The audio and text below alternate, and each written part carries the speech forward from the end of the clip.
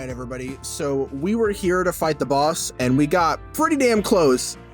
And then the bastard ran away again. It's been like 5 times, and we're getting really tired. So one of our players flipped the table, and it just all went to hell after that. It was all foobar. So I guess session's canceled. We're starting to run out of tables in the table fund. It's getting expensive. We keep flipping these tables. Maybe we should use the table fund to pay rent. No, it's for tables. That's why it's the table fund. Fair enough. That money's been earmarked. Fair enough. Do we have extra money in the bridge builder fund, considering the last guy didn't enter? We do, but I don't want to give it to him. Just in case. It's dirty money. It's dirty. It's tainted money. Oh my god. This is a dumb joke. We really need to stop opening up with jokes that nobody has any context for. That's kind of my favorite part. Just saying wild and shit for no fucking reason. Exactly. Look, that's when you can say the most out-of-pocket shit when there's no context for it. I mean, I guess. Oh god, it's so funny. Anyway, hey, it's us. It's session's canceled. It's me, your boy, Skinny Bean. It's me, your boy, Skinny Bean. It's me, Isaiah. I'm here with Josh. Somehow. And today we're kind of piggybacking off of what we talked about. Oh no, not Iris out. We're kind of piggybacking what we talked about a couple weeks ago with the making memorable villains. And it's a bit more of a... We didn't talk about it last week. It was the week before. I said a couple weeks ago. Oh, okay. It's kind of an op-ed to the op-ed.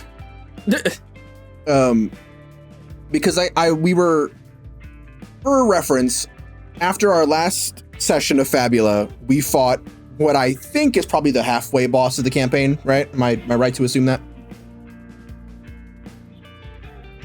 I mean, I guess a little more than halfway, but sort of, kind of. Okay. We fought the kind of sort of halfway boss for the campaign, and he got away. And a secondary big boy, to be sure. Yeah. And it was after a very long and hard-fought battle on our parts. Although Josh would disagree with us on that. I didn't say it wasn't hard fought. You were like, "Oh, you guys got this. This like you'd be fine." Yeah, I knew you were fine. Like, we were gonna die. Because you got to a point. You got to a point where I was looking at the numbers and I was like, "Oh, they're good." Yeah. So after a battle long and hard fought, Seth the Lich used a Fabula point to escape from the battle like a Pokemon using Flee, and we were unable to apprehend and promptly murder him. And after session, we talked about it, and I think a lot of players, when you hear that, oh, the boss got away, I think there's an immediate reaction, and we had sort of touched upon that, where in character, my character Goromaru was definitely frustrated that Seth got away. But me as a player understand exactly what we were talking about a while ago, which now that he's going to come back and be a recurring villain, he is much more memorable than he would have been otherwise. And, we talked about I had posed the question of if we could have even caught him. But I kind of realized that doesn't matter. Like, whether or not we could catch him in that moment is kind of irrelevant to the fact that we are going to find him again. We're going to have this fight again, and we weren't sure we were going to win anyway. Josh knew, but we didn't. So even if we did find him, we didn't have a guarantee that we could have won. So just as well, I think it's better that he got away because it makes a more interesting story. It's more dramatic. And now we could achieve the runbacks like never before. The salty runbacks. Saltiest of runbacks. How many times we got to teach you this lesson, old man? He is very old. He is. He's definitively quite old. He is so old. He is in fact only a skeleton. Hundreds of years. Skeleton warriors. I was resisting. Okay, good. In my head, every time we fought those fucking Night Swarm skeletons, I said it in my head. And the first time I vocalized it, Josh was like, I was trying not to say it. And then after that, he said it every single time. I was trying to resist. Every single time after that, I sat there very smug, knowing that I did my part. Stupid ass vocal tick. Oh my god. And as we were talking, Josh came to the conclusion, or sort of voiced the idea that players on average should be more okay with not getting the kill immediately, in that more games should contain mechanics that allow for the aforementioned salty runback with their favorite villains. In so many words, yeah. Yeah. And for my part, I agree with this. I think this is a pretty good take, all things considered. I don't know why I said it like that. I think this is a good take. But it was an interesting idea to ruminate on, to fester on, if you will. There's no good kind of festering, Finn. I thought about how I personally felt about it, and I felt like it was a good idea to dig into that here. So, before we begin, follow us on your podcast platform of choice, and shoot us a donation over at the coffee. Appreciated. Kisses. But I think let's dig into that. So let's begin with the opening statement. Players should be more okay with villains getting away. To reiterate, I agree. But it does serve as an interesting dichotomy in my mind, right? Because as a GM, I totally understand the pain of having a villain you really like get absolutely dogged on, and you not have any resources to save them from their untimely fate. And like, this goes especially, right? If you planned for this super cool, super epic boss fight and it just does not go the way you imagined it, either the player's kit completely outmatches their kit, or they find out some weird ludicrous strategy that you weren't thinking about and they absolutely clown on him, like that one time I used a sack of flour to almost single tap the evil wizard. Yep. And that's fucking annoying. It really is. And I know at least like 4 GMs who listen to this are now shuddering in fear, knowing exactly what the fuck I'm talking about. I do want to say, though, for me personally, it's not even so much about the pain point of I really like this villain, or I put in a lot of work to make this villain interesting, and then I'm sad when they just immediately go away. It's not even so much about my personal frustration. For me, the reason that I advocate for this idea is more because I see the utility in it, like the utility of having the villain reoccur and what that the potential that has for the story of the game, and by story I mean the story that everybody tells about the game after the game is over, you know what I mean? Like, I see the value in keeping the villain around in the same way that there's a reason that shows and movies and TV don't just kill the villain off at the first time they're on screen, right? Because there's a value in having that. Marvel problem. Kind of the Marvel problem. I mean, they wait till the end of the movie, but yeah, kind of the Marvel problem a little bit, yeah. And that utility is really what I'm more concerned about than anything, Mm-hmm. I mean, there's I get that. It definitely, like I said, it provides much more narrative suspense and drama when the villain does get away, right? Because then it adds another layer to the plot. The plot literally thickens because you have to go, okay, well, what's his plan now? It gives the villain his more original weight. Evil plot. It gives the villain more weight, exactly. And the players, despite the initial potential frustration they might feel that they got away, that interest builds immediately, because then you go, oh shit, what are they going to do next? You know? And also when they do eventually get to fight him again, and when they do finally stop him, the hype is higher when you finally like take him out. True. Most of the time. I mean, not always, I suppose. It kind of, you can sometimes screw up the landing a little bit, but for the most part. No, yeah, I mean, like, assuming all things go right, yes, Yes. the ultimate payoff is better because it's you know, Have more the players build-up. have gotten stronger, the villain has gotten stronger. It is sort of, it's the Frieza thing, right? It's like every time one side like ups their power level, the other one rises to meet it, and then it just becomes this like really climactic battle. So yeah, I get that. I mean, don't That get me being wrong. said- The feeling of, oh, I thought this villain was cool, and now they're just, you know, irrelevant. That can be a big sag. Like I'm not immune to that sensation either. No, surely not. Like everyone, like I said, every GM has felt this, where you're like, this is going to be so sick, and then it it's isn't. not. And you're just like, cool. fuck. Now I'm sad. Exactly.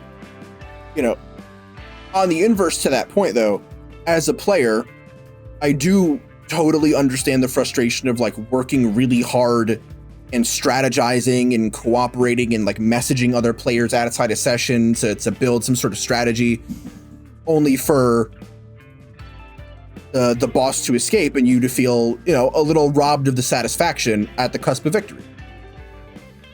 Ultimately, it is a fine line, right? It's something that you have to walk. Do you let every villain get away? Clearly not. But I mean, it is The still a important ones. victory, though, I think is an important point, right? Like, you still win the fight. You know, if the yes, villain, yeah, if the villain is escaping, that means they got their ass beat and they're like, ah, shit, I gotta get the hell out of here. They're gonna kill me. You know what I mean? Like, you just still win. yes, but it's worth mentioning, like, you know, not all victories feel like a victory, right? Like a Pyrrhic victory, you did technically win, but Sure. doesn't feel like it. So I also, like I said, I'm not saying one is more right than the other, but I do understand both sides of this coin as someone who's been a player for a very long time and someone who's run games at this point for a very long time.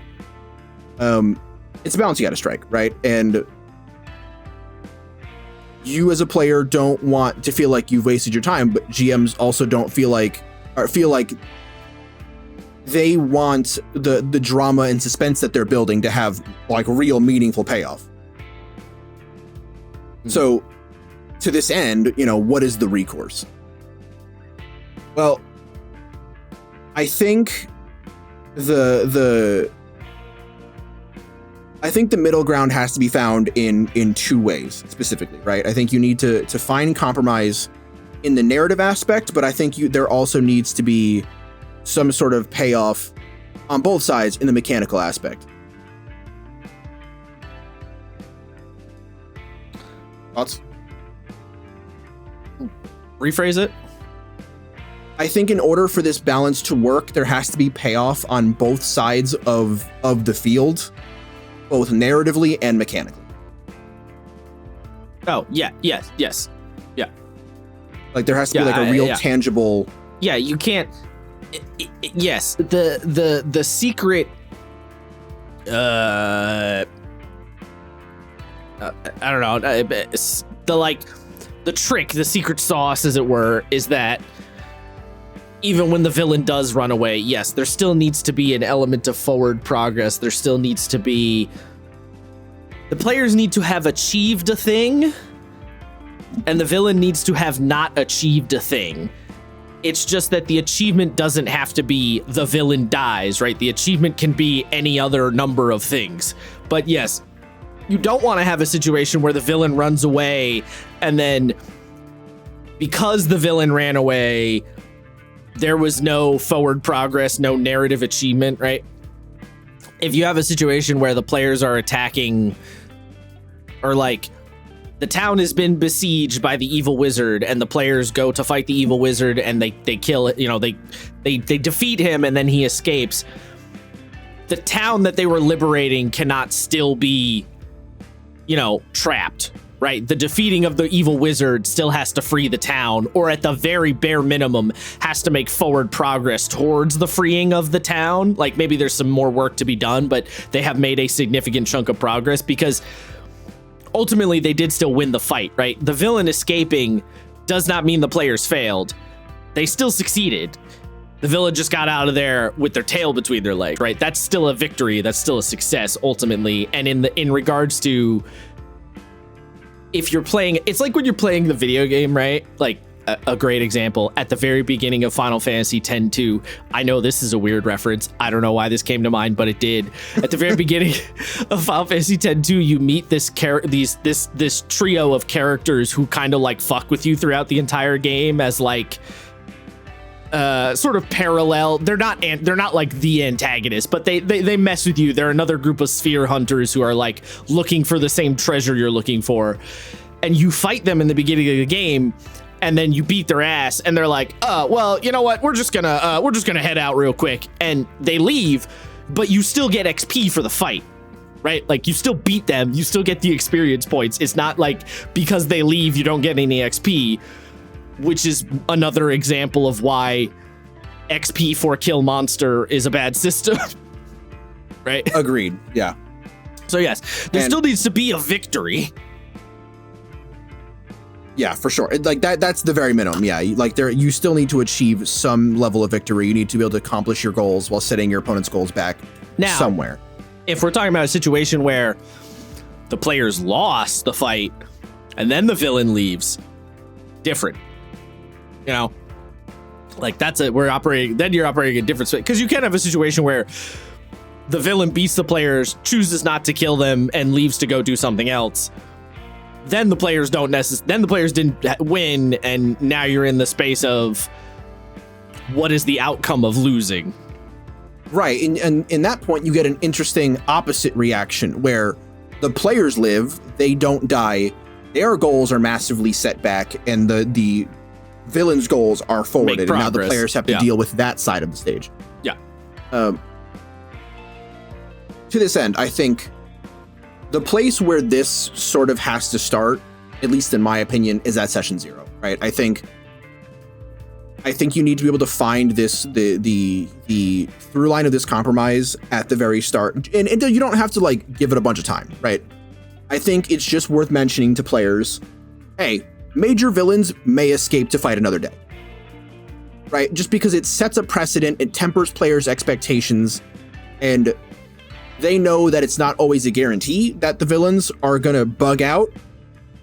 It is something that could happen, and it helps inform their role play as to the events that are going to occur later on. You know what I mean? If players know that the enemies are going to get away, when the enemy does get away, they won't fight as hard out of character. Right. To get the kill. You know what I mean? They won't argue as much. Yeah. This is this is a weird thing for me, right? Turn your mind back to 2008 when fucking Super Smash Bros. Brawl comes out, right?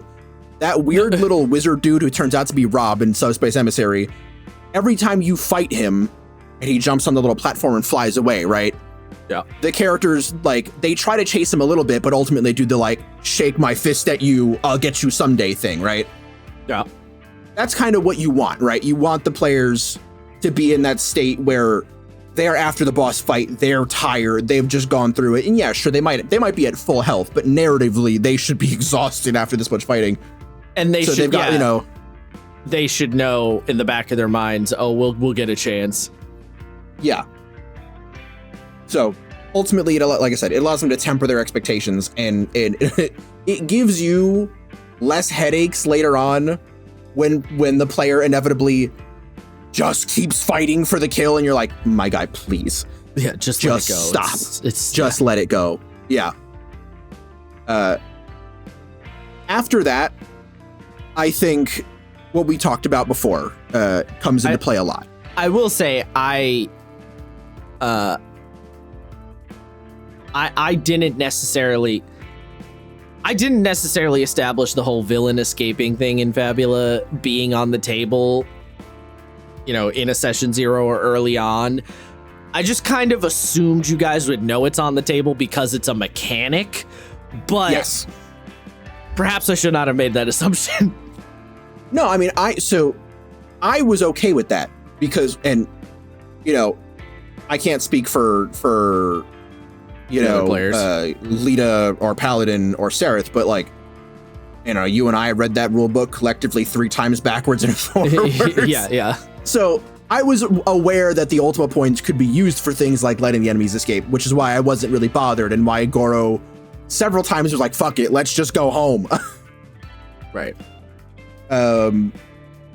Because it, you know, and like I roleplayed it as Goro. When the fight ended, Goro was just on his knees, like breathing heavy, because I was using my entire kit to defend, heal, support, and take ass loads of damage for my friends. Yeah, Goro took a lot Goro's of fucking double exhausted. fireballs to the face. Yeah, Goro's fucking exhausted.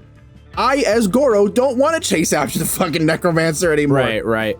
Well, and I think that's a part of it too, right? Sometimes there's a bit of a ludonarrative Disco Biscuit situation when fictionally it makes sense that your character would be tapped out, right? In a situation where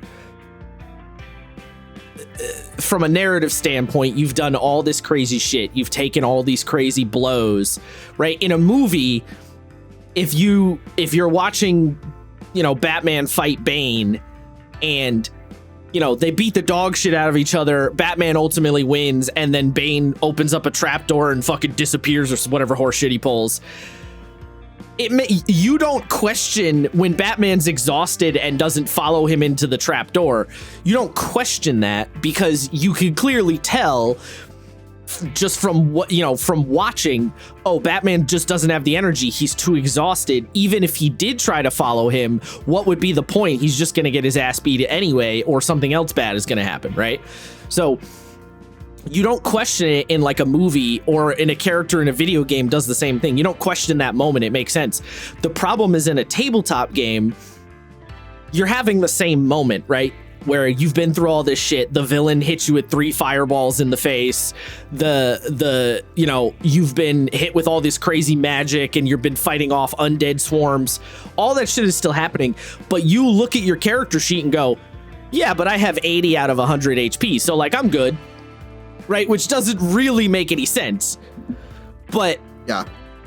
because of that mechanical dissonance, that disconnect, you have to look and go, right, I'm at 80 HP, but my character's been through all this shit. So the idea of my character sort of letting it go because they don't have the energy does actually make sense. And that's when you get into that whole back and forth of what does HP represent, you know, your will to fight and your physical injuries and your luck and yada yada. And I think that's why HP is often like a somewhat complicated resource to fully quantify, because it is abstracted to a point that sometimes it just doesn't make sense, but you kind of got to ignore it a little bit when it really doesn't make sense and just kind of roll with it, you know? Yeah, for sure. And I get it. I do understand, especially if you're new to tabletop games, right? Like if you're playing D&D and you've never done it before, I can definitely understand looking at your character sheet and being like, okay, but I'm a barbarian and I have 40 HP and right now I'm down to 20. Like, I'm good. And I can absolutely understand why you have that disconnect. But what you learn is that, yeah, as time goes on, just kind of ignore it a little bit, let it slide a little bit, and it's probably better that way. Yeah, agreed. I mean, maybe not always. I'm sure there's probably situations where you kind of look at that HP number and it makes more sense to be like, well, and have the argument. But at the very least, you got to leave room for the back and forth. Yeah, well, so I think it's one thing, right? Like, if you, to me, I think about it in Fabula with how many times did I get dropped into my crisis? A lot. Right? I think crisis is a really good metric for how your character's feeling. Yeah, I mean, getting dropped into crisis once, your character took a bad hit, right? They right. It's that thing where they get like slashed on their side and they have to like, they double over for a second and muscle through it. Getting dropped twice, maybe they're like it's that thing where it shows the like the X-ray and one of their bones fractured. Yeah, it happens a third time. They're like, you know, it's the cutaway where they're like bleeding all over the floor and like staring up with the hazy eyes. I think I went into Crisis like 5 or 6 times. I don't know if it's quite that many, but you definitely went into Crisis a lot in that fight for sure. Goro's fuck it factor has never been higher. Yeah, I mean, I think that's what games that have a wound system is really, that's kind of what they're trying to invoke, right? Like I remember Star Wars. I'm blanking on what they called the HP in that game, but I remember they didn't call it HP. Wounds. Well, so was wounds your wounds and strain? But then there was the critical hit thing, the critical injury thing. So the words don't really called injuries. Maybe they were just called injuries. The words not being that relevant, but the point was the way that Star Wars worked was you would take a bunch of damage, and then once you got to the bottom of your like health pool, you took an injury, you took like a critical hit, and critical hits would accrue and stay on your character over time until you dealt with them. And effectively what they're trying to say is when your character is fighting and losing their regular health pool, those aren't major hits. When they get to the point where they take a critical injury, now they have been majorly hit. They have been majorly wounded in some fashion. Ergo, now narratively, your character's like, oh shit, that was really bad. And that's really what games that have that kind of a threshold system are trying to do. And Fabula doesn't have that, but you're right that the crisis, hitting that crisis point is kind of a close, and you can kind of use it to approximate that feeling. Like, yeah, how many times did I hit crisis? You can kind of think about every time you hit crisis is a really bad injury.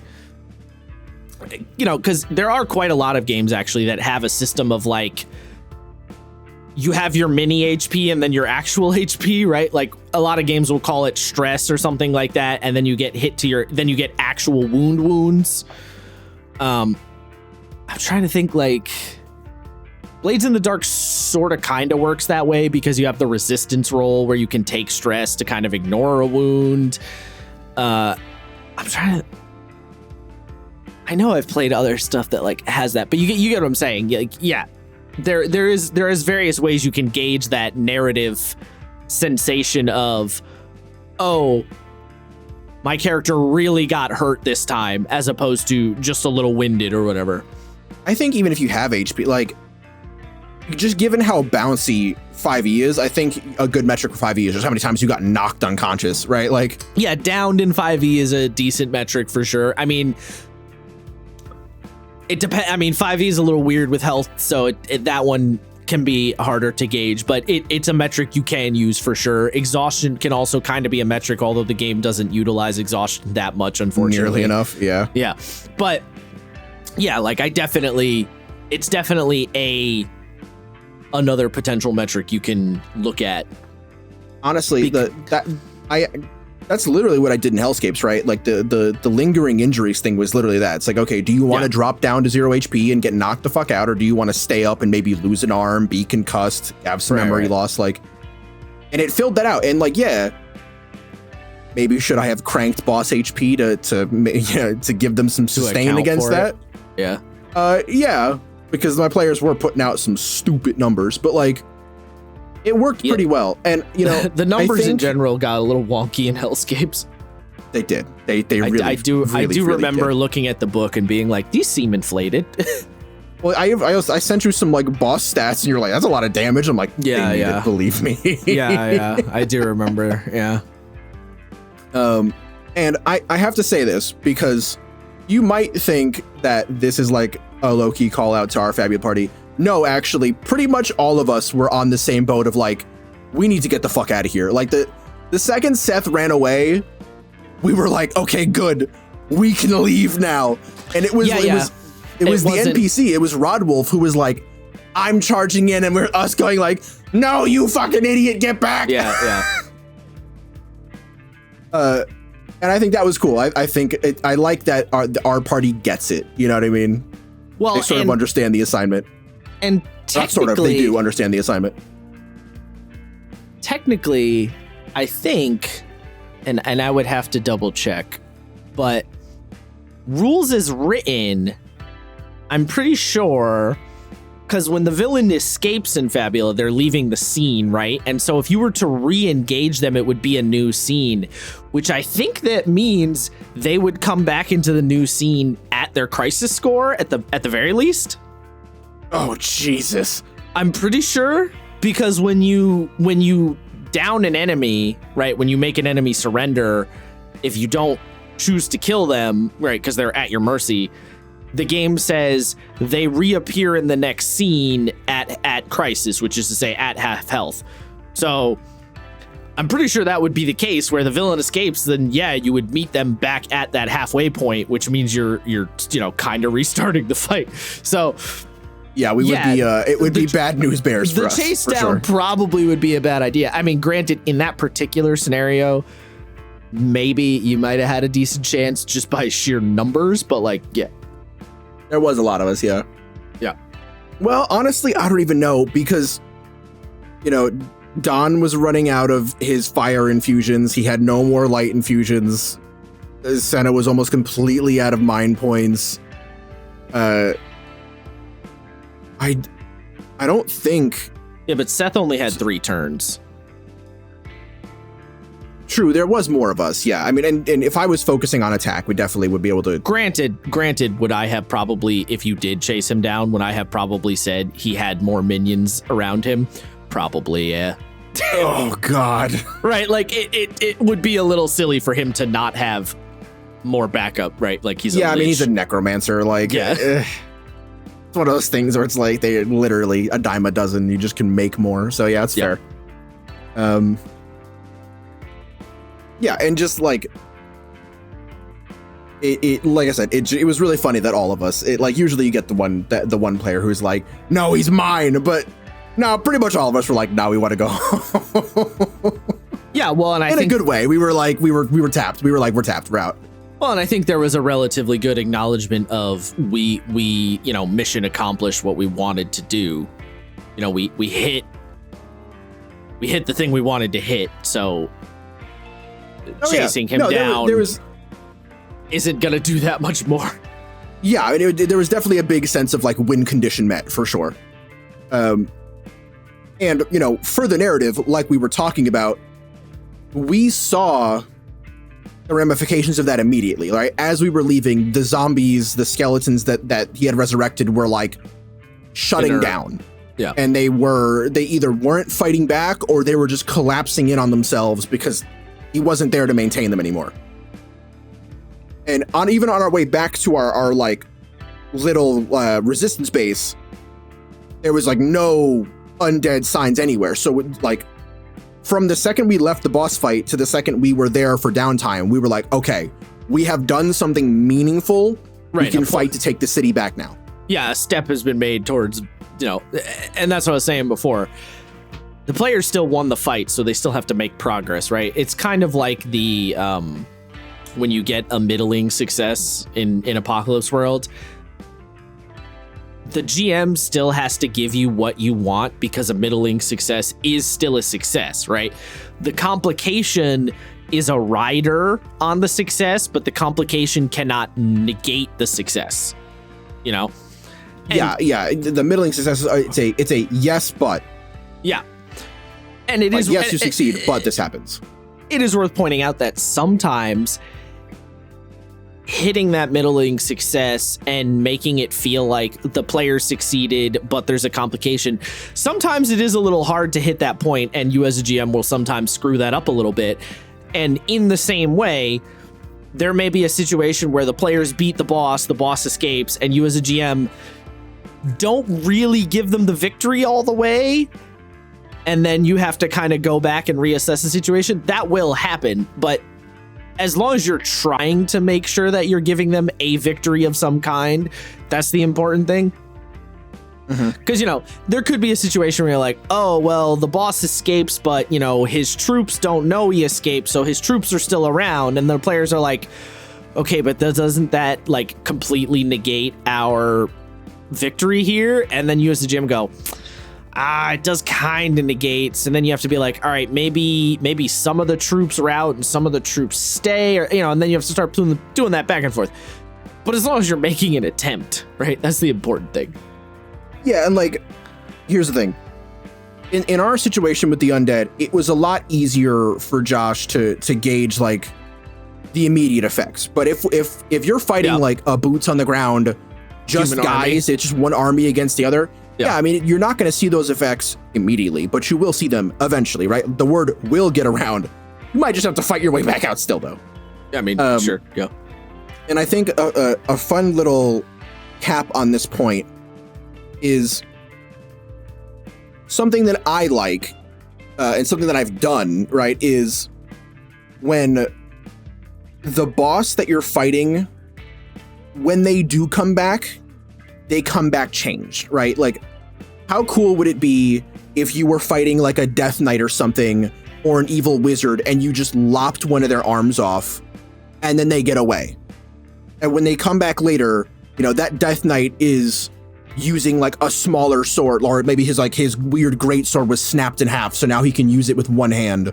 Or maybe if you broke his armor, maybe he's just like, you see what his face looks like now. Like, it creates this sort of narrative stepping stone where you feel like you are. It doesn't feel like a redux of what happened before. It feels like a next step in the story.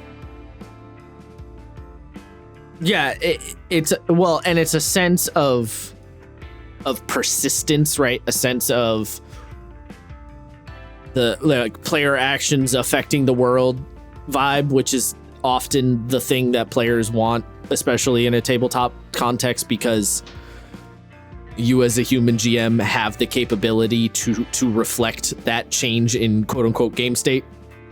Mm-hmm. That's why the mechanic in Shadow of Mordor was so not groundbreaking, but it was so like, it left such an impact on people, because when you were playing through Shadow of Mordor, whether you would defeat a random orc or you would get defeated by a random orc, it would cause a permanent change in game state, and then you would come across that random guy who is no longer a random guy. Now he's a sick badass general. And that game was particularly good where, for example, if you kill him and then you do like an execution animation where you cut off his hand, the game would recognize that that's the execution you got on that character, and the next time you see him, he would have a big robotic arm, you know? And so there is this feeling in that game in particular where you're like, holy shit, the random fights I'm getting into.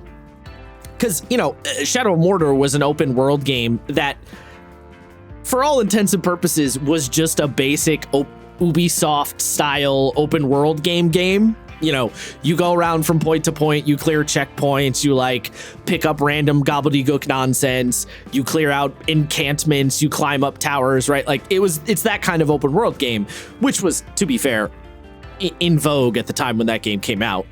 But the thing that made that game stand out was these random jobs, these random things I'm doing in the world could have a lasting impact out of nowhere, because I got overconfident, and so one random orc named Gamuka the Ball Cruncher killed me, and now he's General Gamuka the Ball Cruncher, and he's got a sick flame-throwing crossbow, and you're like, oh fuck, right? Like, yeah. And so it has this narrative persistence feeling, and tabletop, you can do that same thing on an even greater scale. So you want to try and do that, you know, pretty much anytime you can. You want to make sure that the players feel like they are hitting and influencing the universe. And any time that it makes sense and feels like it is, you know, the right thing to do. Because nothing would feel shittier than if you're playing a tabletop game and you beat the big boss and then nothing is acknowledged in regards to beating the boss. Like, you did it and the king pays you your money or whatever, but there's no follow-up, you know? Like, yeah, like, you know, you don't, they're not like, oh, you guys did a thing. It's like, all right, moving on. Your next job is this. And you're like, wait, but we just did something awesome. What the fuck? Right. Like, if the king sends you on a mission to go liberate the nearby city from the evil wizard guy who took it over, and you do that, and the king knows you did that, but doesn't give you any praise or acknowledgement for it, that would feel very weird, and then the players are going to be like, I mean, yeah, we got XP and money, but like recognition is part of the deal. Yeah. Right? Because it feels, it's the D&D, it's that D&D vibe of, at the beginning of the campaign, nobody knows who these random murder hobos are. At the end of the campaign, everyone knows who they are, and they did all sorts of crazy shit that everyone recognizes. Right? Like that's supposed to be the narrative arc of a D&D campaign. That's like how it's supposed to roll.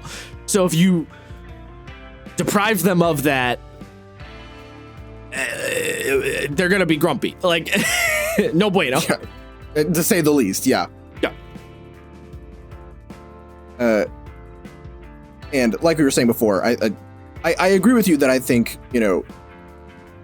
it's good that Fabula has this built into it, right? Like the fact that the Fabula points are there, they give GMs a tangible way of interacting with this, I think is good. And it's a good start for what I would want when it comes to mechanical incentives for this kind of thing. Mm-hmm. The only other thing I could really suggest, was what I was saying before, right? What I would want to see is, changes on that boss's stat block. For example, if you fought a dragon that flew around a lot, maybe you destroyed its wings and now it gets a burrowing speed. So it's the same villain under a different scenario. It's not just the same fight over again, to the one-armed Death Knight thing using a different sword. Maybe they get an extra attack that, roughly equals out to the same damage, maybe a little bit less, or maybe a little more. But the strategy you need to take to beat him now has to shift to match it. Yeah, you want it to feel like something has changed in some regard. Yeah, you don't want it. You definitely don't want the villain to feel completely stagnant. No, that is arguably the worst that you can do. Like, just doing the same boss fight again is not fun, right? It's not interesting. It just kind of feels like oh shit, here we go again. You know what I mean? Like, I mean, especially if it's a situation where the boss hasn't been around for a little while, so the PCs have gained a bunch of levels, and then they go and fight the exact same stat block, then they're just gonna absolutely dunk on his ass, which most of the time I feel like is gonna feel kind of unsatisfying.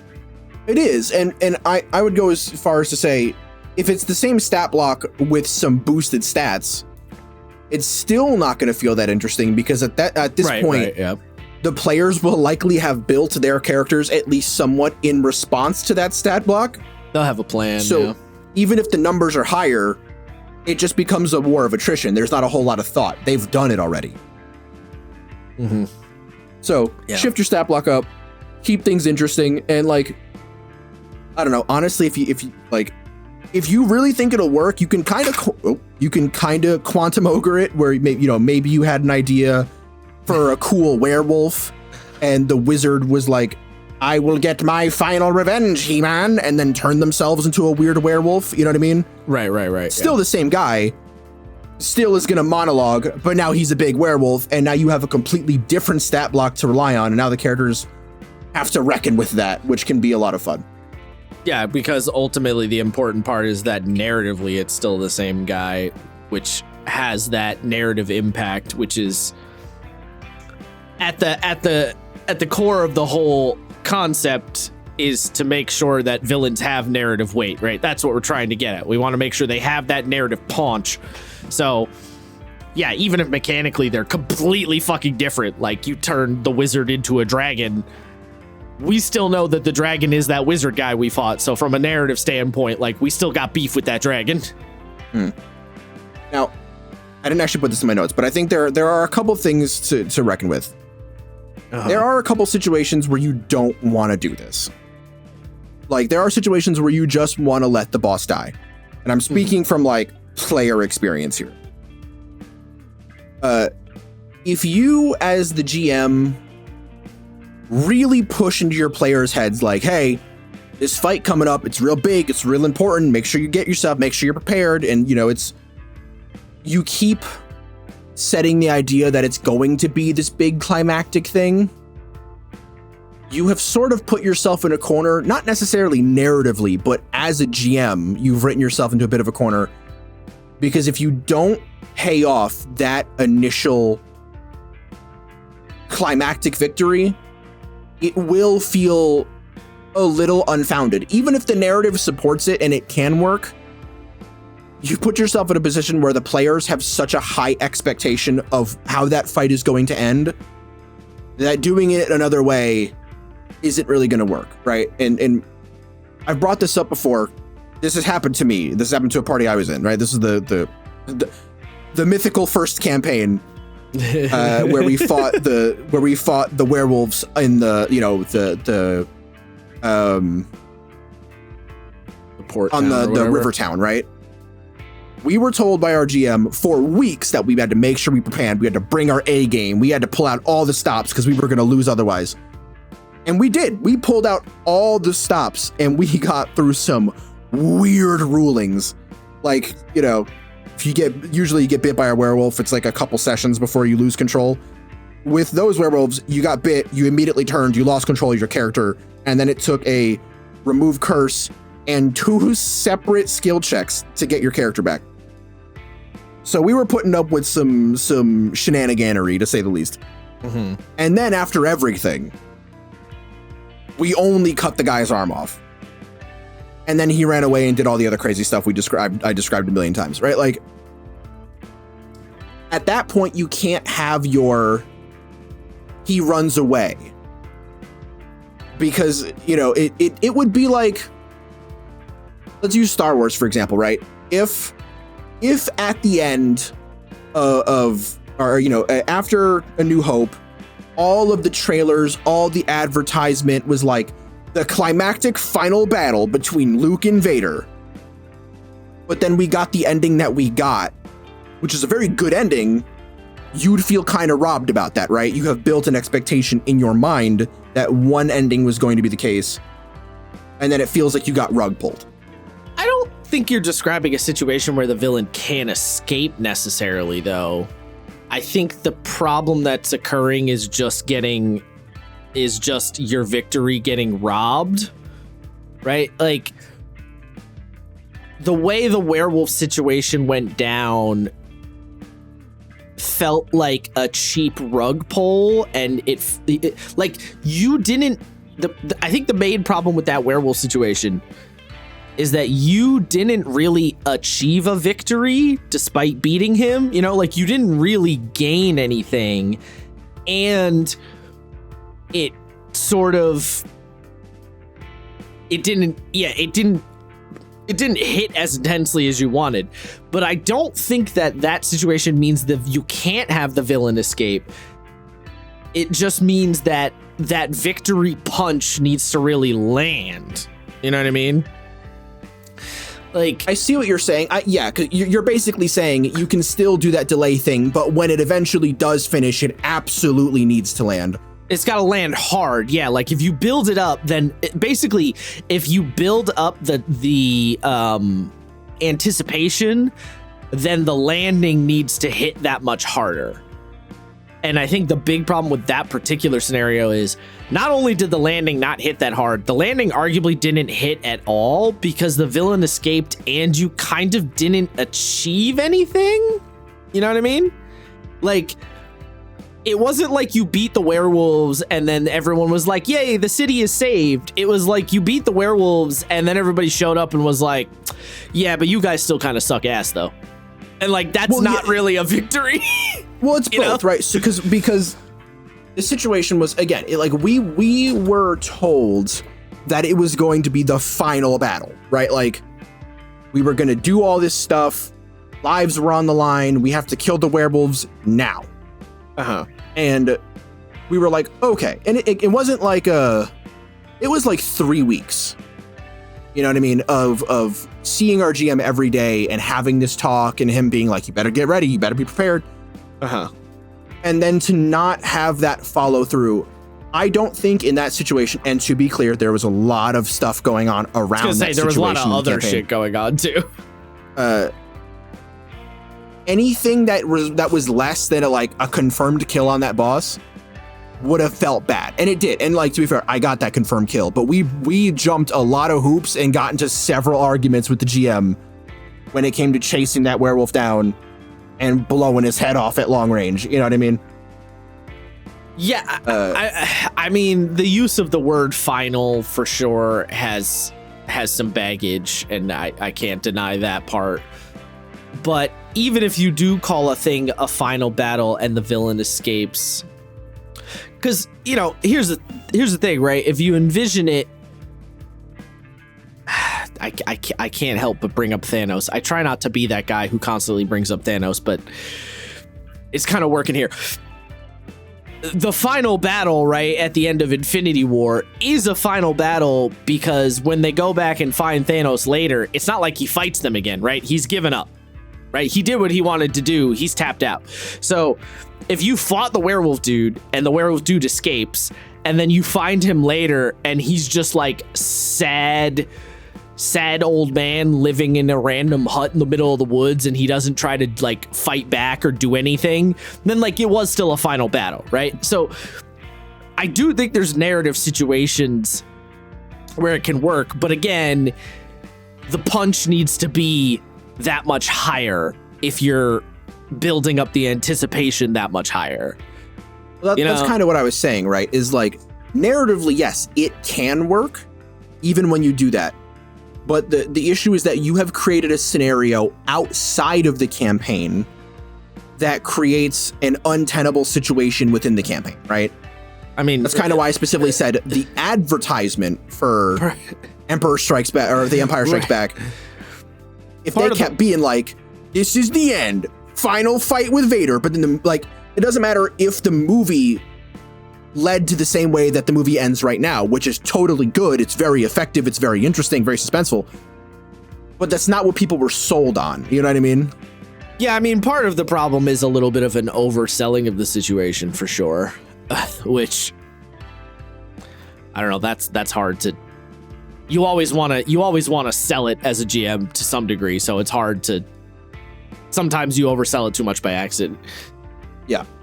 I do think, too, the other thing you got to keep in mind is there could be a situation where you have that final battle and the villain lives, but you have changed the game state so dramatically that it does have a sense of finality to it. So, like, maybe the werewolf dude lives, but you find him again later and he's not even a werewolf anymore. He's just a guy now. You know what I mean? And you have completely shut down his werewolf empire or whatever the fuck, to the point that he's literally just a dude. He has stopped being a werewolf and he is so dejected that, yeah, he lived, but you did defeat him. You defeated him spiritually and emotionally and like effectively. You know what I mean? Right. So yes, to your point, like, let's say, because the way that fight ended, I remember this so vividly, the paladin got a crit. The paladin wizard pulled off one of the nastiest crits we'd ever seen. Like, took a critical hit in right before the fight, was in single digit health. No one had healing spells left. Like, we were almost completely fresh out. And then he does the big crit, and then he throws that last high level smite into it. And we were like, we got it. Big money, no whammies. Right. Rolled an ass load of damage. And then the GM goes, and you cut his arm off. And then he runs out the door and the door shuts behind him. And then you're like, whoa, whoa, whoa, whoa, whoa, whoa, whoa, whoa, whoa, whoa, whoa. You know what I mean? Like, but if he had described, cutting the werewolf's arm off and then him reverting back to his human form, and like the psychic backlash turned all the other werewolves in the area back into humans and they all passed out. But then he like channeled just the final bit of his energy to like turn back into the giant werewolf and punch through the roof and run away. Like, yeah, maybe we'd feel a little less angry about it, right? Because it's like, oh, we did actually do something. We stopped the infestation for the moment. It needs to be the feeling of effect. Like, it needs to feel like you affected something. Yeah. Yeah, it can't feel. The problem is he was trying to rob the victory, right? He didn't want to like give it to you for whatever reason. Maybe he fucked up. Maybe he didn't plan. Maybe it didn't go it wasn't as difficult as he was hoping. Like, who knows what was going through his head at the time, but yeah, it feel like he was trying to sneak the victory out from under you as opposed to letting you have it. It wasn't satisfying is the problem. Yeah. Right. The satisfaction is the most important bit to the whole equation. Yeah, no, you're right. It really is. It like in that situation, there was no satisfaction. Yeah. On the flip side of this, the other situation where this doesn't work, and I would, or I guess it can work, but really should advise you against it, is if this does feel, let's say this isn't the Infinity War situation. This is the end game situation, right? There has been back and forth between the villain and the players a couple times. The players have spent not weeks, but months planning a final battle, doing all these side quests, doing all this stuff, execute the plan. The plan goes off, not flawlessly, but, you know, they end up pulling it through. And you've got the final villain, you know, cornered, right? Sword to his throat, gun to his head, whatever it is. And then the villain goes, "You haven't defeated me," and then turns into a giant monster and just fucks off, or just like casts a spell and leaves. Don't do that. Like, definitively don't do that. That's just not a good option. And once again, this happened to us. I was in a campaign. We planned out the plan. It was great. Everything went swimmingly. Characters had their own solo sessions where they went off to like gather, you know, their special weapons, their like loyalty quest items and shit like that. We came back, fought into the castle, beat the royal guards, did all the shit, beat a boss, and then had the evil king cornered. And then he turned into some sort of great worm and just fucked off. And then we were told, well, he's the post campaign raid boss. Don't do that. Don't do that. I mean, I don't know if I totally agree with you there. Like, what exactly is your issue with that particular scenario? Because that feels disrespectful to the player's time, especially if this mission was like a huge part of a character's backstory. All this planning went into getting this person to surrender, giving them their like rightful punishment. And not only does the big bad get away, they get away with no real repercussion, right? Like, not only do the players not see any actual follow through to all the planning they've done because the evil king is still around, he's still alive, he's just away now. You know what I mean? And like, even if the player's like, yes, I'm king now, it's like, right, but like, are you? You know what I mean? Like, it creates a weird situation where the players don't feel like anything they did was worth anything, just to be told, well, after you beat the campaign, you can go fight this guy and actually finish the mission. I'm gonna be honest, if that was me, at that point, I'm like, I don't really want to do that. I don't know if I totally agree with that, though, because essentially what you're talking about is kind of another mechanic that Fabula has, which is the escalation rules, where you defeat the villain and then they escalate into a more dangerous version of themselves, and they double down on their, you know, whatever their villain shtick is, basically. Kind of. I think, again, this goes into outside. This is a rug pull. This is like a rug pull through and through, right? We didn't have any idea this character was a dragon, and to be fair, he wasn't until the GM read Fizzbands, because this is like right when that came out. This was a literal last minute, oh, actually, I think this will be a cool idea. You know what I mean? I think that's ultimately the bigger crux of the situation. Yeah, but you can't necessarily know when that is or isn't the situation of the GM going, oh, this would be a cool idea at the last minute. So I don't know if you can base the critique solely on that. You know what I mean? Well, from player to GM, you're right, no. But from one GM speaking to another, I would just say, don't do that. That's just a bad idea. I don't know though. Sometimes a last minute plan change can be worth it though, you know? Like sometimes. I mean, I guess it depends on it depends on what the buildup is to a certain degree, but still, I still feel like there can come a certain point where the last minute change of plans can actually make a more satisfying idea. It can. So I'll put it to you this way. When you and I were in art school, our professors always said, these are the rules. Never break the rules. But if you do break the rules, make sure you do it well, right? That is the same advice I would give to somebody who is thinking about doing this. I would say don't do it. It's probably not going to work. But if you are so dead set on doing it, make sure that it's successful. Because if it's not, you could tank your campaign, which is what happened. You know what I mean? Yeah, I still think the problem with the example you're giving, though, was ultimately a lack of satisfaction, right? A lack of, it wasn't so much that the villain transformed into a dragon and flew away. It was that there wasn't any kind of reward or satisfaction for pushing the villain to that point, right? Because presumably, from a narrative standpoint, what's happening is that you're pushing the villains back against the wall, and so he has no other choice than to whip out his trump card. And from a narrative standpoint, there has to be, if you're gonna have the villain whip out their trump card, there has to be a reason that they didn't do it sooner, right? There has to be some kind of justification for why they were holding back on that particular thing. And it sounds like what happened here is that he whipped out the trump card and it didn't feel particularly satisfying because it didn't feel justified or particularly earned. Exactly, yeah. You hit it right on the head.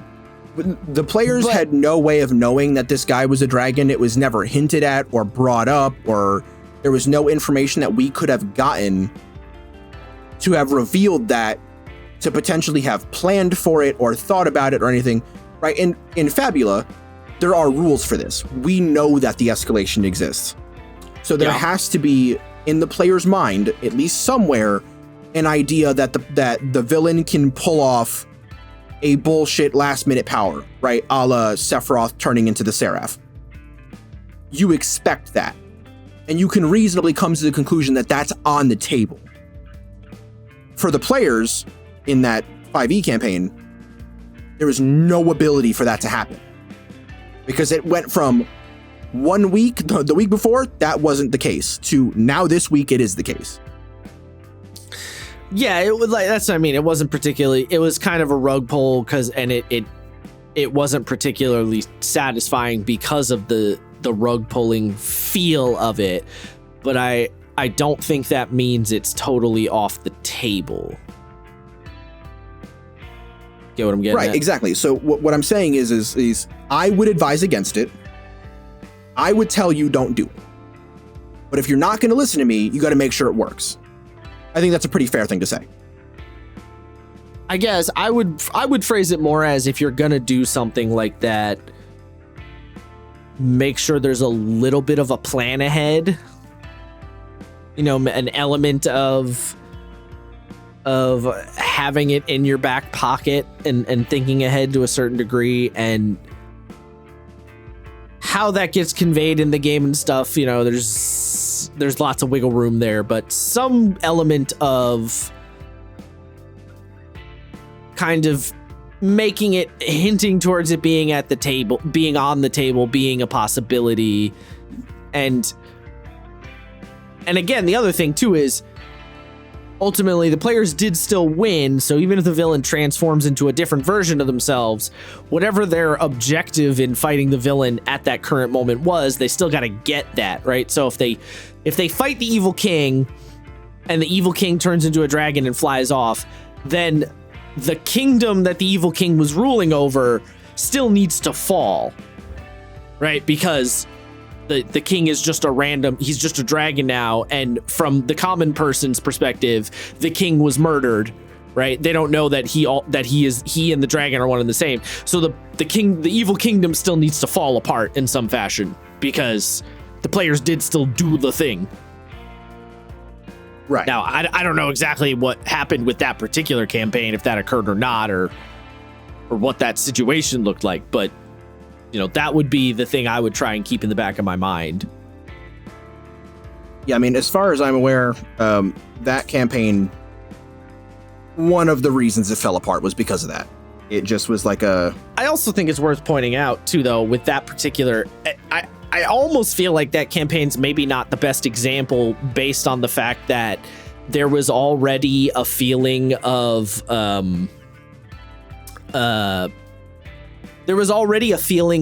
burnt out going around the table. A feeling of like, we're kind of done with this was already in the air.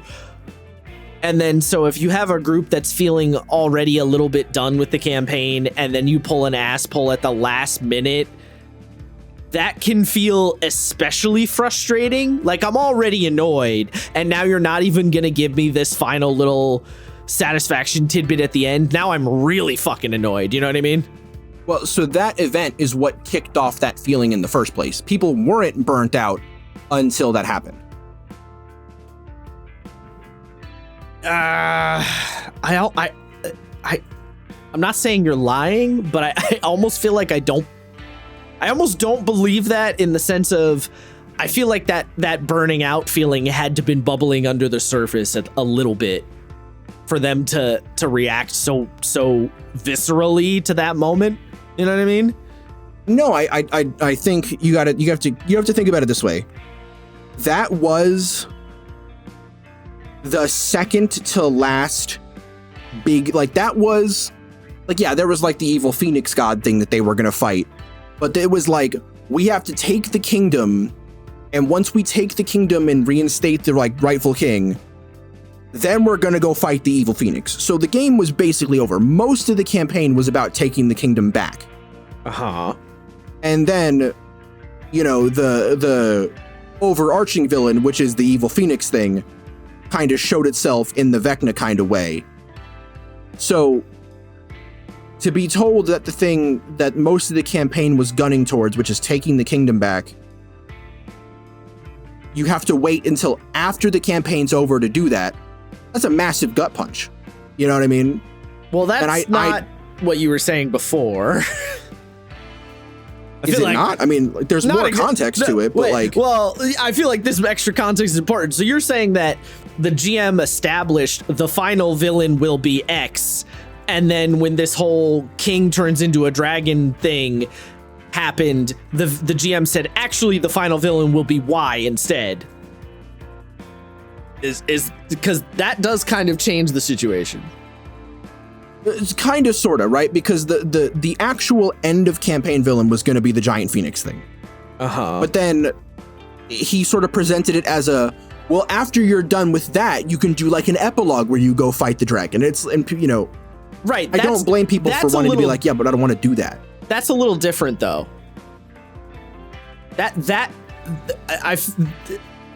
Okay, because now that you've added that context, I feel like the situation has shifted slightly.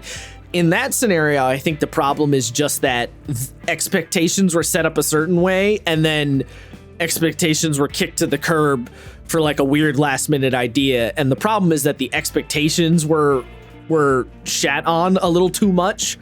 Like, it's not so much that the king turned into a big dragon, it's that we were told this Phoenix thing was going to be the big final goal, and then the king turning into the dragon kind of upended the final goal, but not in a way that made a ton of sense. You know what I'm saying? So yeah, that's kind of what I was. Fair enough. Perhaps I didn't provide enough context. I was going to say, I think that context is very relevant here. Fair enough, but that was what I was trying to convey the whole time. Which is why I would say don't do that. Just flatly don't do it.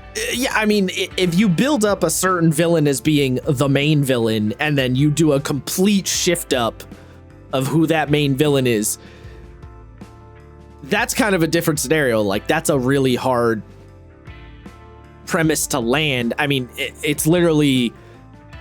What you're talking about is an 11th hour villain in, like, the worst kind of way. Yeah. Right? Like... basically the game is like, this guy is gonna be the villain, and then at the very last minute they're like, JK, never mind. And the JK never mind is rarely satisfying, mostly because when you pull that kind of a JK never mind 11th hour villain, you're probably not attached to the 11th hour villain very much, and so it kind of falls apart, right? It's pretty much what Far Cry 3 did. And yeah, fucking Hoyt. Ugh. Yeah, and like, yeah, so that doesn't really land, but that's a different scenario. I was understanding when you were explaining it, I was under the impression of the king guy was always the final villain, and just the GM at the last minute decided to give him another form, another phase, but like he was always intended to be the final bad guy. But you're saying is like he wasn't even really 100% the final bad guy. No, yeah, he was the stepping stone. He was the Vader to the Emperor. And then they went, no, actually, he's the Emperor. Beyond that. He's the Emperor. Yeah, he's something else. And now we have to, and we didn't even really get confirmation, and maybe this did happen. I stopped playing shortly after this. We didn't even get I didn't get 100% confirmation if we even took the kingdom back. Like, I think we did, but like, I don't know. Which is also so in the situation where that didn't happen. Yeah, I mean, that's a big part of it too, right? If you didn't take the kingdom back in some way, then you're really, that would feel especially like, what the fuck? Mm-hmm. Yeah, definitely a no-go. It's less about, in that particular scenario, it's less about a don't ever do it, and it's more about kind of a bad execution situation. Well, yeah, don't ever do it because that execution of it specifically is bad. Of that, yes, I mean, that specific version. Yeah. All of this to say, or to move on to the second question that Josh posed, which is, should all games have this style of flee mechanic to them? For my opinion, I don't know. I'm not 100% sure which way I fall on the aisle, because I understand pretty good points for both. We've established in the last hour some pretty good points for both. On one hand, I certainly say that I wish 5e and Lancer specifically had one. I definitely think 5e should have it for sure. Yeah, I'm with you on that one. I think 5e should have it, and especially for all my, but Matt, this is a call out in the best way. I know you've lost bosses to your players, and you were like, son of a bitch. Yeah. But I definitely want Lancer to have it at the very least. There was definitely, like, I talked about it at the end of the first arc. I had a boss show up, and I, having only been running the game for like 3 months, was not 100% on the general flow of a boss monster yet. And they clowned it. I mean, like, got a couple hits and destroyed one of the mechs, but like, ultimately they weren't sweating that hard against the Wolf Mother mech that I built. Right.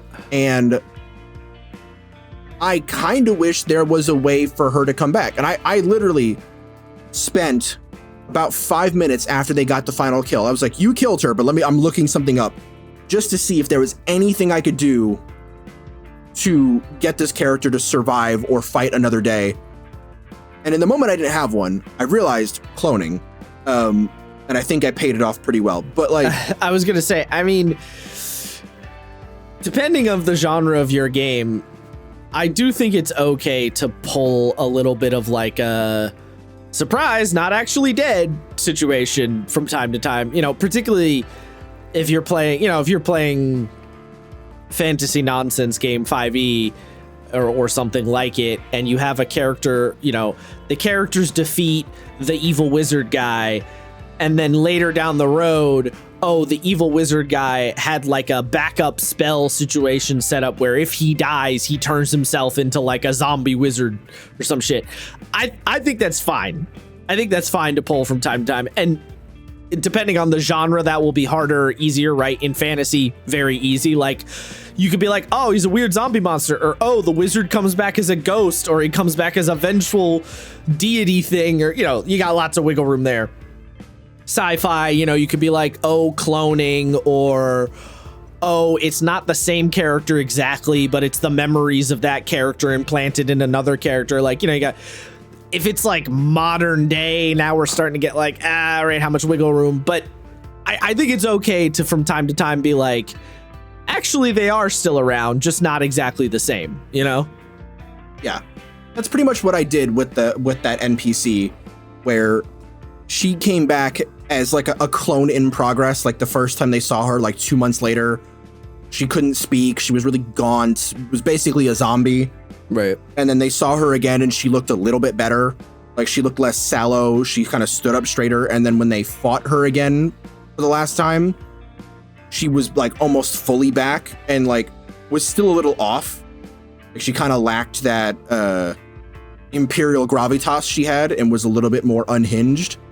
But she was still back, you know? Right.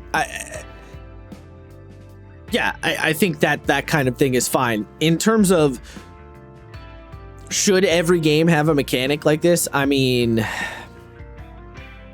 for the sake of being provocative, I want to say yes, every single game ever should do it. But like realistically, every single game? No, probably not every single game, but a lot of fucking games? Yeah, probably a lot of games. Right? Like, well, so I kind of posed, I turned the question in on itself and kind of thought about how many games need a bespoke rules for this?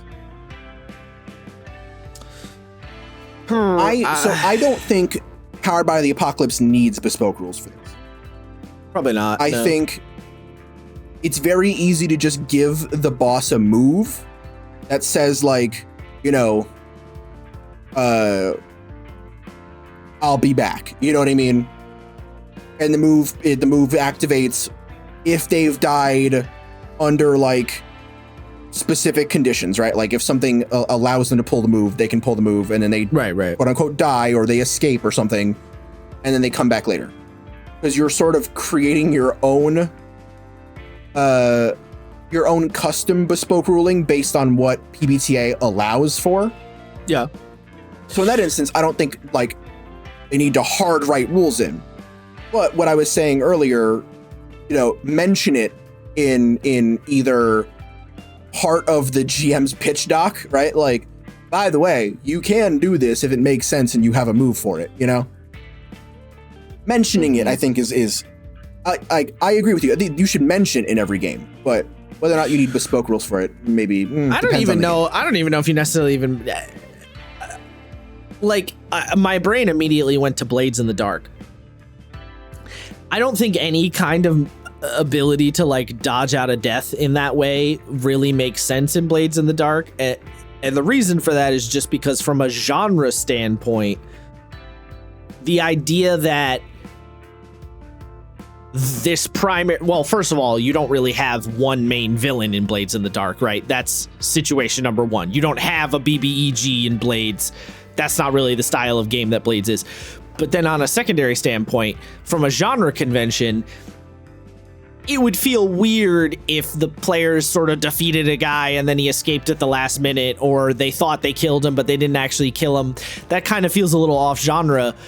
What's much more common for that genre is, oh, we killed this gang leader guy, you know, we took him out and all of his cronies, and then some new random loser in the gang who was nobody before, like rose up and filled that vacuum.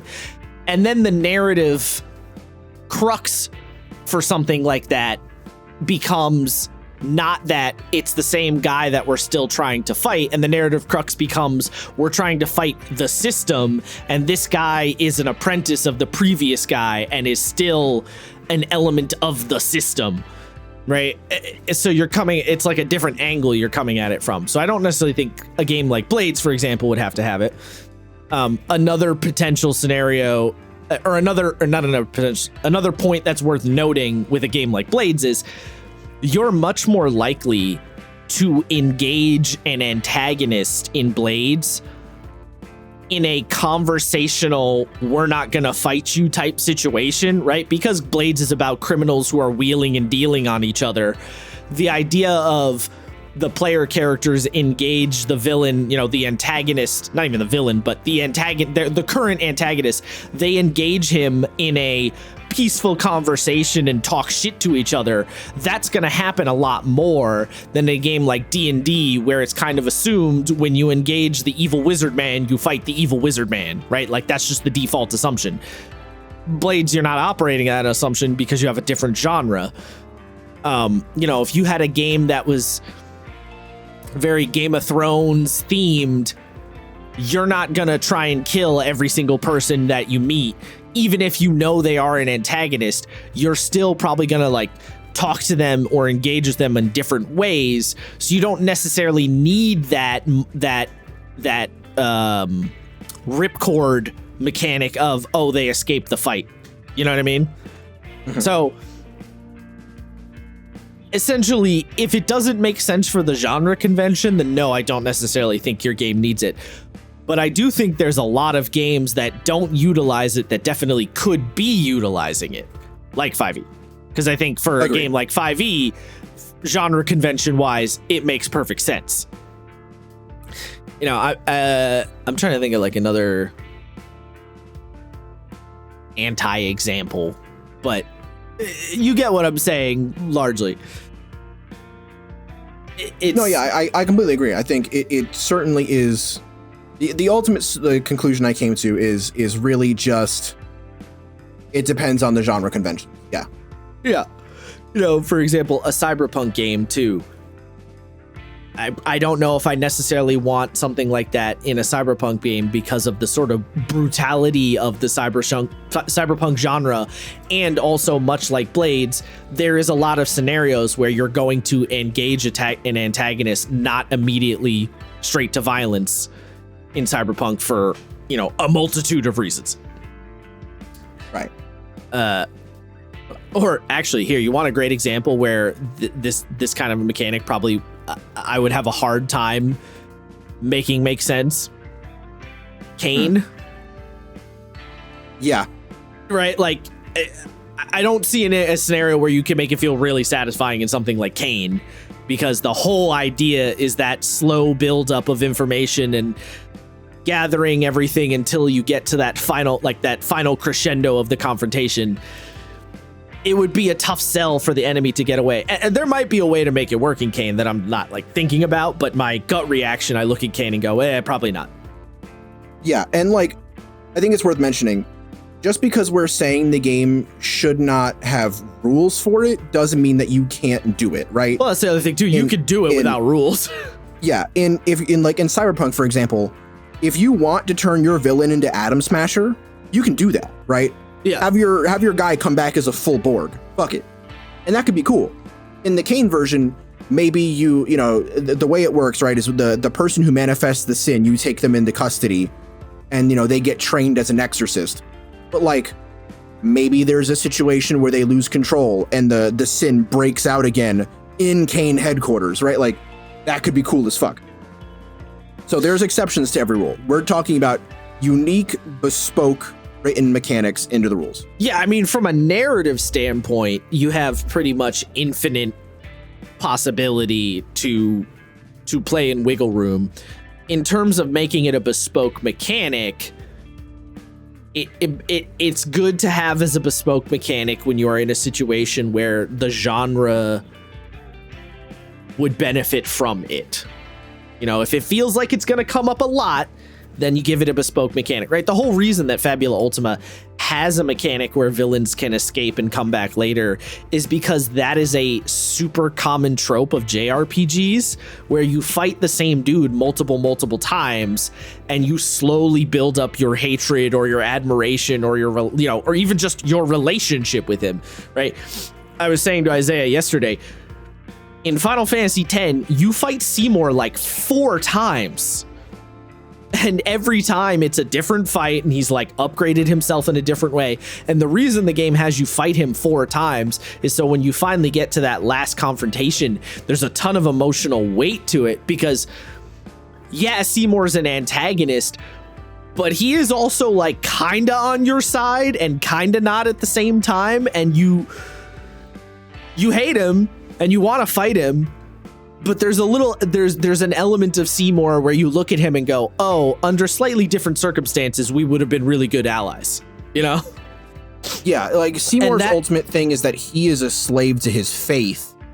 He's not a bad guy. He's just blind. He's totally blind to a certain to a certain degree, and really doesn't believe that the god he believes in is actually the harbinger of destruction. And he also doesn't believe there's any other option too. Like he doesn't. Yeah. He's like, this is the only way to do it. What do you mean? And the whole thing about the main characters in 10 is that they're like, no, religion makes you think that there's only one way to do it, but there's not, and it's stupid to just blindly believe like that. Yeah. And so the combination of the tension and the fact that Seymour is kind of a mirror to Yuna, right? Like Yuna and Seymour are kind of the same character, just gone down a slightly different like branch, makes that all this emotional weight build up. So the fact that you fight him 4 or 5 times, it might be 5 times actually. It's definitely 3 I can think of. And then I know at least 3. I can definitely think of 3. There might be 2 others, 1 or 2 others I'm not thinking of. But all of those fights contribute to that emotional buildup. And so that genre convention in JRPGs is why Fabula has that as a mechanic specifically. Because Fabula could have not made it a mechanic and just given it to you as a suggestion. But when you make it a hardline mechanic, you kind of give the GM permission. Like this is not even permission. You tell the GM when you make a mechanic, you say to the GM, this is a thing you should do because it's a mechanic. And if the designer spent time on making it a mechanic, that means the designer believes it is worth your time. As opposed to it's worth investing in. It's worth investing in, as opposed to general advice, which a game might give you advice, but advice is a little like lower cost, lower investment. So a game might say you should do it this way, but that doesn't mean you absolutely must, or that doesn't mean that the game thinks it's super high value. But if the game makes a mechanic out of it, they see the value in it. So that's the not the seesaw. Like that's the, you have to play between those two positions of like not saying anything about it and having a full-on specific mechanic for it, and then somewhere in the middle is maybe suggesting it as an idea but not committing to it too hard. Yeah.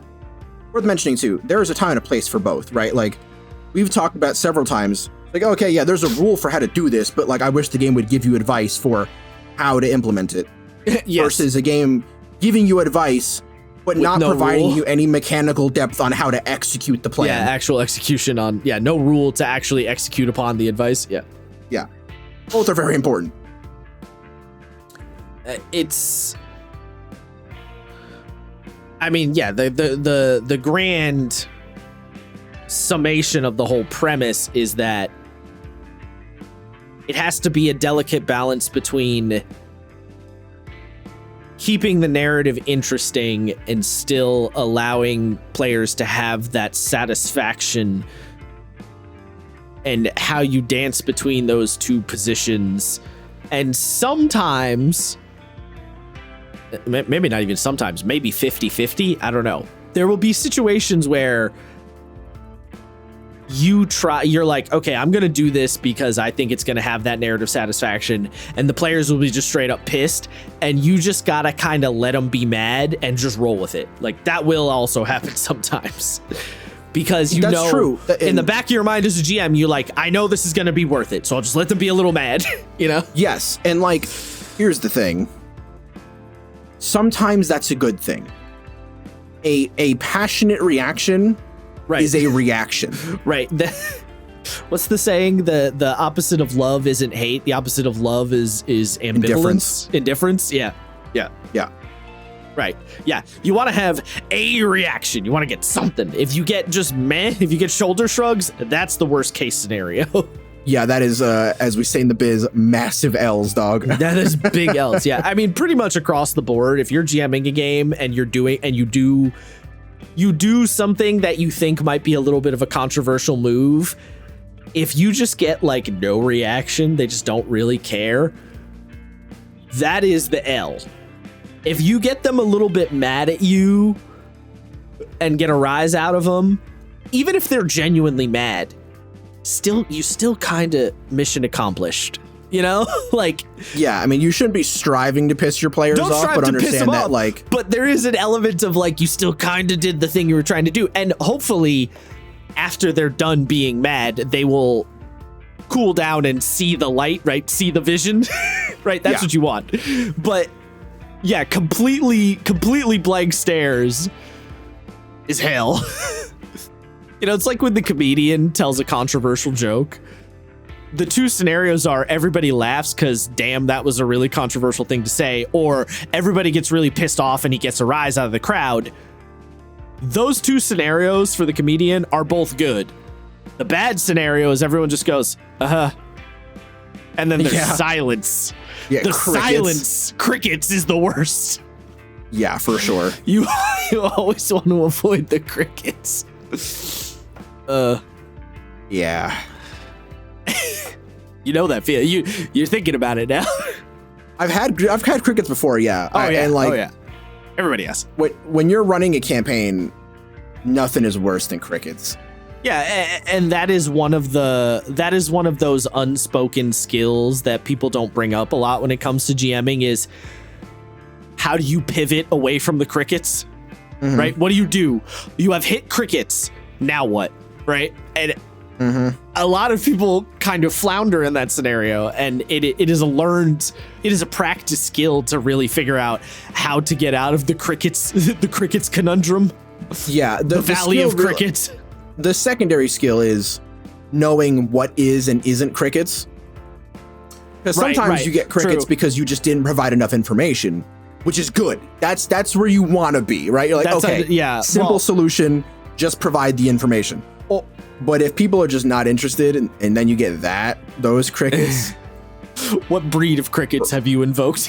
Yeah. You got crickets, you got locusts. There's also the crickets of contemplation, which is not inherently bad, right? Sometimes you do the thing and there's a silence of contemplation that can be good, and sometimes you want to let that rock a little bit, like let it stew for a certain period of time, because that means the players are kind of, actively thinking. Of course, the trick in that scenario, the trick becomes how long do you let it stew? Yeah. Which is a slightly different skill. Yeah, you're on the right path if someone mutters fuck under their breath after a couple seconds. Right. Or somebody... Once you hear the fuck. Yeah. Or if somebody does the like...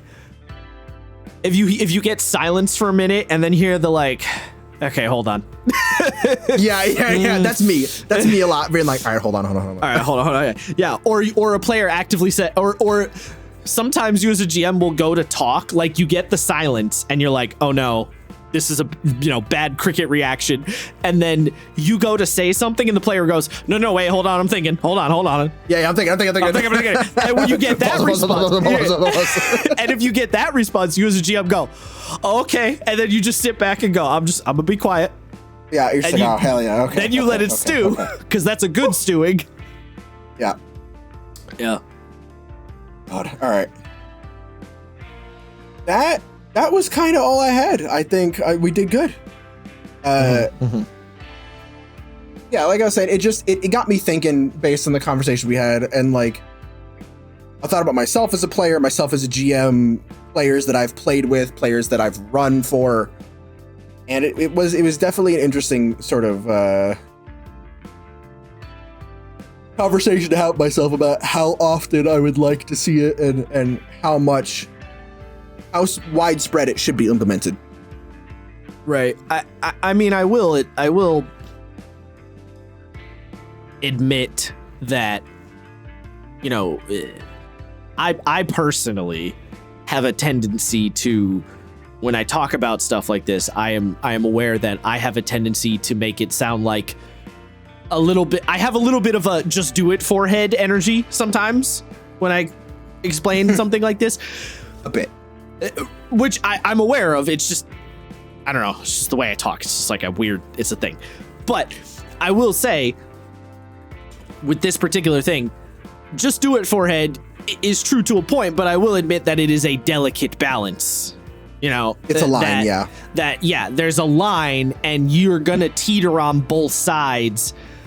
Even if you've done it a whole bunch and you're kind of practiced on how to execute this idea of actually the villain escapes, you're still gonna teeter back and forth on both sides of the line of feeling shitty and feeling good. You're gonna wiggle wobble across both sides no matter what, because it's pretty much impossible to stay perfectly in the middle.